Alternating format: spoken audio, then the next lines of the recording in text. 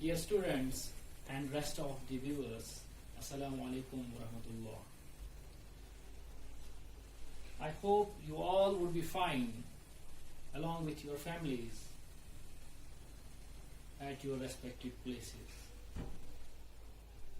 As we all know, currently the whole world is going through a dreadful situation which is in the form of COVID-19. I can reveal only from this situation that this is a situation which Almighty Allah has simply put we people to test or to task due to our deeds. The only remedial measure to come out or to get out from this situation is to pray to Almighty Allah, and because He is the only agency who can come to our rescue in such a scenario. Dear students, as such a scenario has arisen that where all the global world, or in fact the whole globe, has got stuck inside. The situation demands from us to disconnect, or rather to limit our social contacts. As far as the teaching learning process is concerned, in current situation, the formal or the normal classroom teaching process is impossible. So, as to overcome the big loss, the higher authorities, whether government or private organizations, have come up with ideas of e-learning or the online mode of teaching learning process, so as to minimize or rather to compensate the huge loss which the student community has suffered during these bitter times. As far as the teaching of science is concerned, dear students, lastly we have studied 3 units of physics, 3 among the chemistry field, and we were supposed to deal with or start off with the biological portion of the science subject, but unfortunately the situation got worse and is yet continuing. As far as the biological field is concerned, this current video lecture is for the benefit of students of class 10th and 11th, because the students of 11th class also do have human physiology in their syllabus. As far as the biological field is concerned, as you all know, biology is that particular field of science which wholly and solely deals with the study of living organisms. As far as the living organisms are concerned, they show a huge diversity among themselves. The living organisms differ from one another in terms of various parameters. As far as the various parameters are concerned, among those parameters, I would take up a particular parameter, that is body level of organization. The evolution concept says that the life has started from lower level to higher level, or we can say from simpler level to complex level. The simplest organisms, if we talk of protozoans, they do possess the body organization in which the single cell carries out all the body functions, or simply the organism is composed of a single cell. In that particular case, we regard such organisms to be having or possessing a cellular level of body organization. As we move forward in the ladder of evolution, or in the ladder of complexity in the bodies of organisms, we have another step, another level of organisms which are composed of more than one cells. We call them as multicellular organisms. But in those organisms, the cells do not show any aggregation, any sort of coordination or correlation to perform various physiological functions.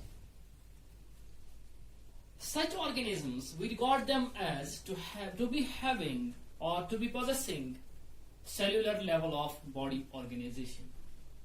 In higher organisms, moving ahead, there are groups of organisms in which the multicellularity shows a new pattern in which various cells show aggregations, show correlations, show coordinations, so as to work in a coordinated manner in order to carry a particular physiological process. Such organisms are said to be having tissue level of body organization. In higher organisms, moving ahead, in more complex organisms or more higher organisms, there are organisms in which the tissues again show aggregations, the tissues again show correlations, the tissues again show coordinations, so as to form another level of organization in the form of organs.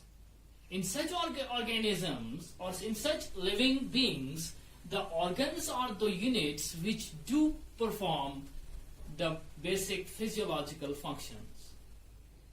In such organisms, various groups of organs or sets of organs combine together in order to ensure the fulfillment of a particular life process or a physiological process.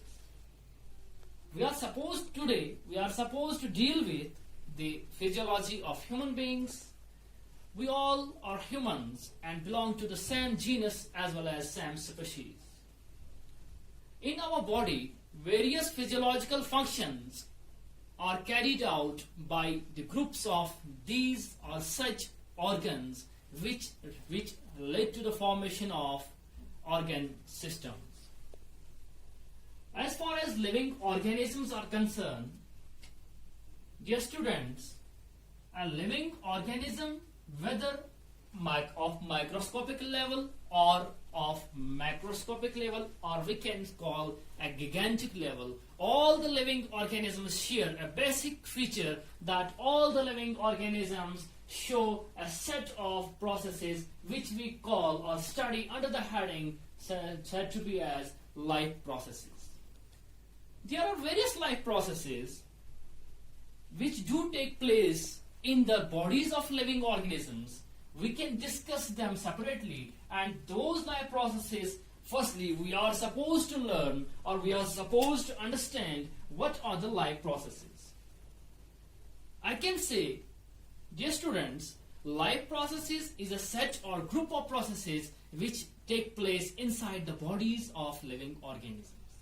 Or, if I say, these are the processes in which they take place, they bring up life in that particular being or particular organism. Why I mentioned this?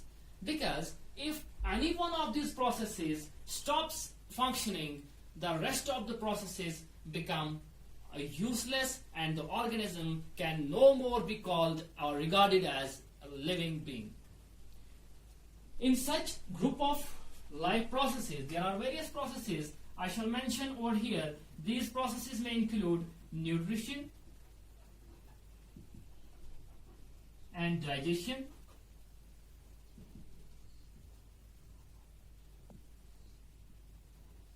respiration,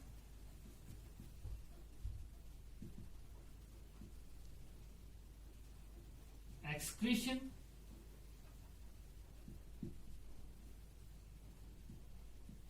nervous coordination,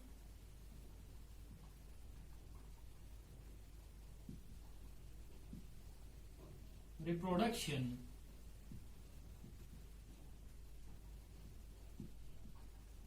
etc. In order to carry out all these life processes, the organisms, I'm talking of higher level of organisms, human beings, there are sets of organs which do carry out these life processes. The group or set of organs which is labeled or which is meant inside the body so as to carry out the process of digestion, which is a physiological process, we call those organs, we give those organ system or that particular organ system a name, that is digestive system. And the organ system which is related or which is conditioned with the completion of the process of respiration, we call that as respiratory system. And with moving ahead, inside the body of human beings, there is excretory system, there is nervous coordination system, as well as reproductive system. Today, with the startup lecture, we shall be having a bit of, I would like to throw light on the first physiological process, that is nutrition and digestion. You people have previously learned about the nutrition, the types of nutrition. I have not to discuss, or I am not here to discuss in detail this nutrition process. But taking an overview of the nutrition process, I will be taking up with you people that nutrition, you all know, nutrition is the basic biological process which is shown by all living beings, whether microscopic level, whether of microscopic level, or whether they are aquatic or terrestrial. That means irrespective of their habitat or some else feature.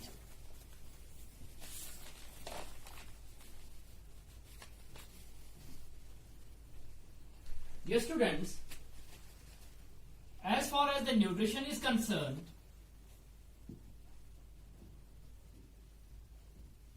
nutrition is that particular process which is shown by the living organisms, in which a particular living organism takes up those substances which are utilized by that organism for growth, maintenance, and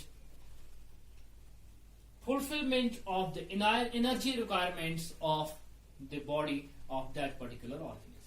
Or simply, the process we call in simple words, if in simple term, we can call that nutrition is the biological process of taking up of food.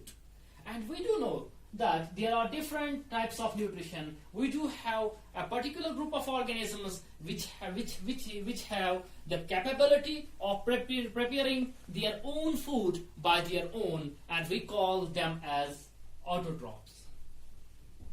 On the other hand, that is, it is the nutrition, we can call it as the food obtaining process or process of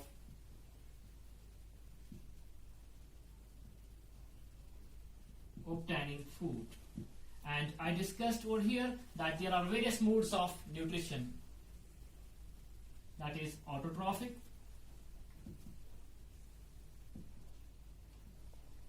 heterotrophic,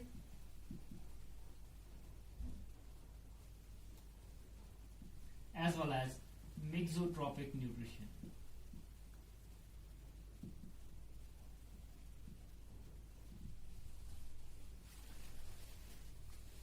The main motto or the main outcome of this nutrition process is, for a particular organism, is to obtain food. And now our focus would be on this term, that is food. As far as this food is concerned, food may contain various, or definitely contains various components. The food items which we variously intake or we consume, the food may contain, that particular food may contain various contents, various ingredients which may be labeled as carbohydrates,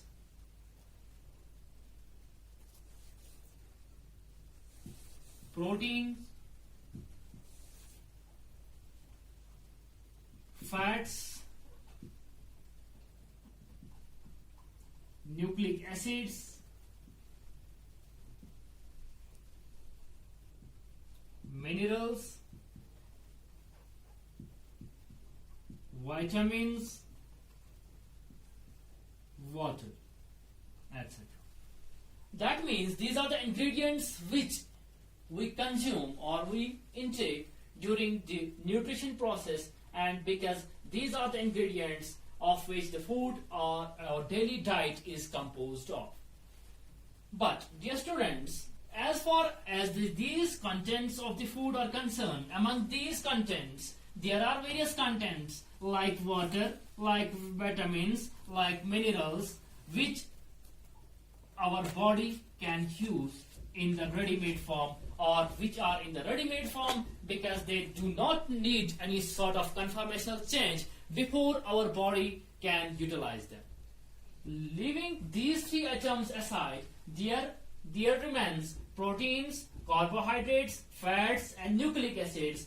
These food items or these components of the food are not in such a form that our body can utilize them in direct form.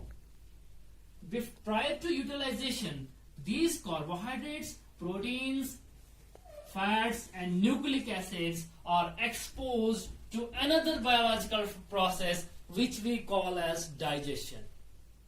Because the carbohydrates are in complex form, proteins might be in complex form, fats might be in complex form, and nucleic acids might be in complex form. They are asked to be broken down into the simpler form or the diffusible form which our body can utilize.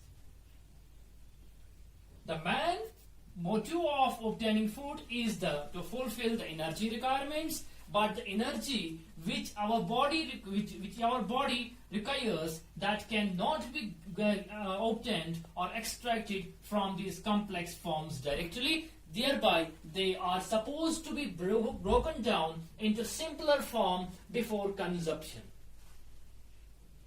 As far as the carbohydrates are concerned, they may be present in our daily diet in the form of, in the complex form which we call as polysaccharides.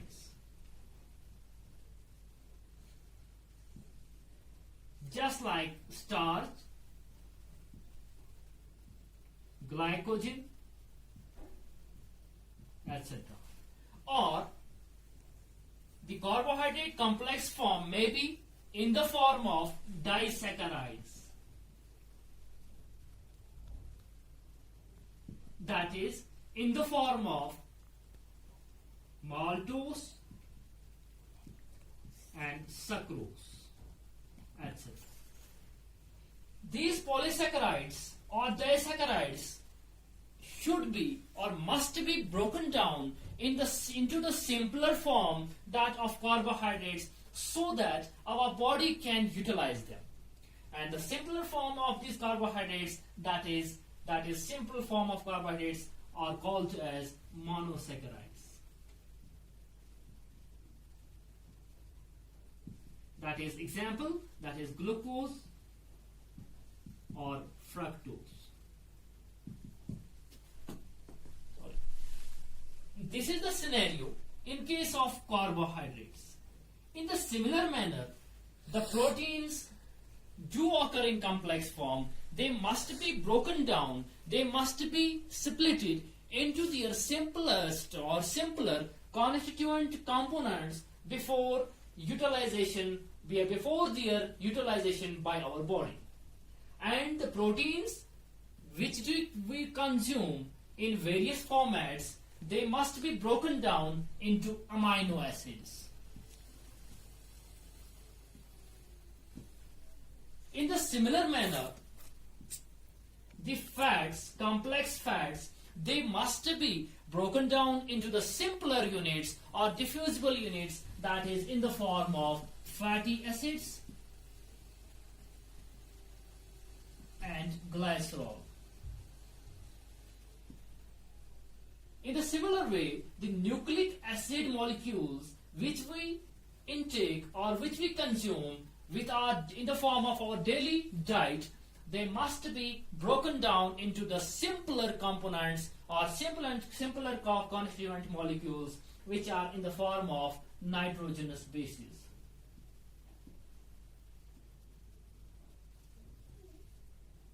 And pentose phosphate.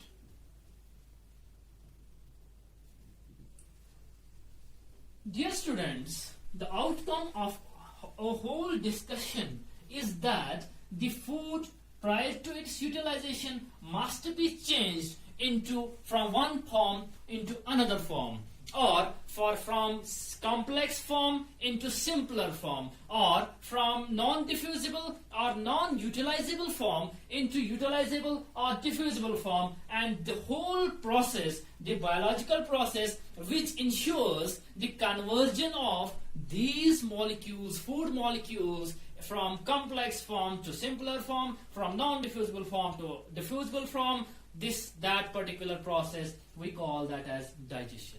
And to carry out that digestion process, there is an organizer system in our human body which we call as digestive system. But as far as the digestion process is concerned, simply we can write over here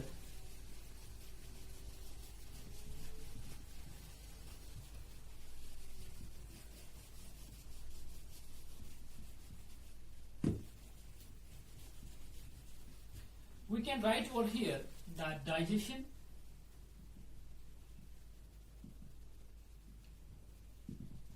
is a biological process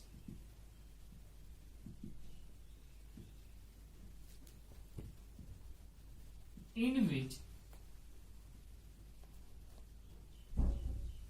non-diffusible food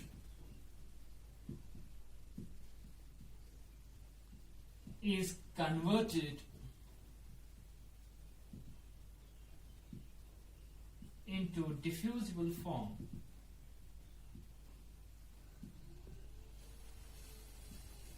by the action of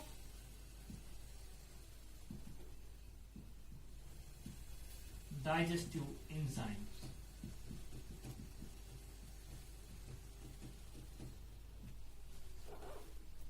I have written over here the term digestive enzymes.